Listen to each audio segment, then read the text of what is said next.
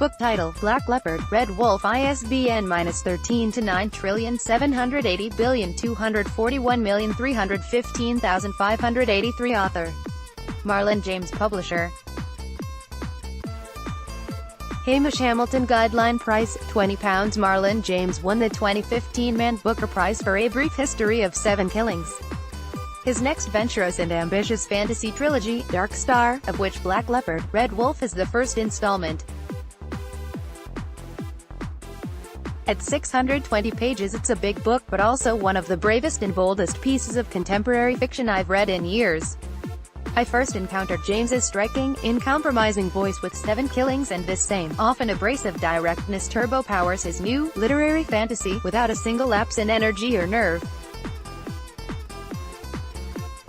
In a mythical Africa, populated by gods and demigods, by witches, monsters and shapeshifters, where the North and South Kingdoms have been at war for centuries, and the Age of Gods has now become the Age of Kings, we meet Tracker, who is said to have a nose. He is being questioned by the Inquisitor, and we will have to wait till the end of the book to find out why, exactly. From here, the events in the ensuing 6 sections of the book are recounted. First, Tracker recalls his childhood in Koo, discovering that the man he thought was his grandfather is actually his father, and that the entire dynamic of his family is not as he thought. He leaves home. In Gang Adam he meets the Leopard, a shapeshifter, sometimes known as Kwesi. They become friends and together rescue a group of discarded, deformed children, the Minga. These children, which include Smoke Girl, a blue ghost child who sits on Tracker's shoulder, a pair of conjoined twins, a limbless boy, an albino, and a long-legged boy known as Giraffe Boy, will remain in Tracker's heart and mind long after he has left this kingdom and become a man, and lover of comely men. Years later, having established his career as finder of lost children and husbands due to his brilliant nose, he again meets the Leopard, who requests the Tracker's services in helping to find a stolen child, supposedly that of an important elder, Bosufu Manguru.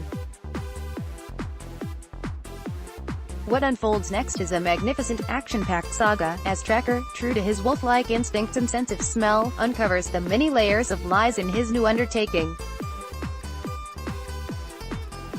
Without giving too much away here, Tracker, the Leopard and their fellowship of hunters, which includes a giant, a witch and a demigod, find themselves in dark, enchanted forests, passing through time portals, encountering vampires and flesh-eating monsters and all manner of fantastic beasts, until finally, the true diabolical nature of their quest comes to light.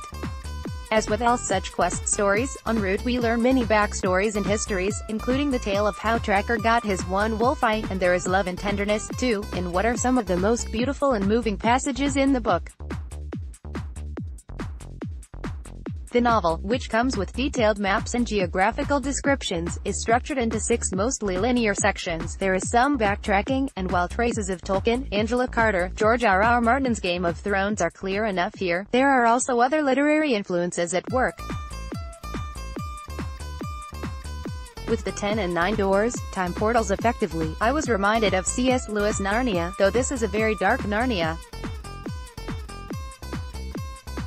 And there's a nod, too, to Ulysses. Chapter 6 is written partly as a play, and in Chapter 19 the text is unpunctuated for several pages. And, as in the work of C.S. Lewis, despite the absolutely pitiless world the novel thrusts us into, there is a deeply moral center to the piece, a guide, which comes from Tracker's own dark and tortured heart, which seems to say that despite the evil that abounds, innocence is a thing worth fighting for and protecting, else we are doomed. Albert Camus said, "A man without ethics is a wild beast loosed upon this world." Such is the dilemma of Tracker, until he is tested, and finds he is not entirely the brothel-frequenting loveless vagabond he thought he was. He is much better. In Tracker we are presented with a wholly relatable and sympathetic character, a magnificent creation, who I hope will go on to feature in subsequent installments. I also enjoyed the supporting characters of this book, especially Leopard, Sadogo the Giant and Mossy the Prefect. As with James's previous novels, the prose is remarkable. Sentences like, "The sky was grey and fat with waiting rain," and "She came out of the trees as if out of the trees she sprung," with their distilled quality and tight rhythms, abound in this wild fantastical tale.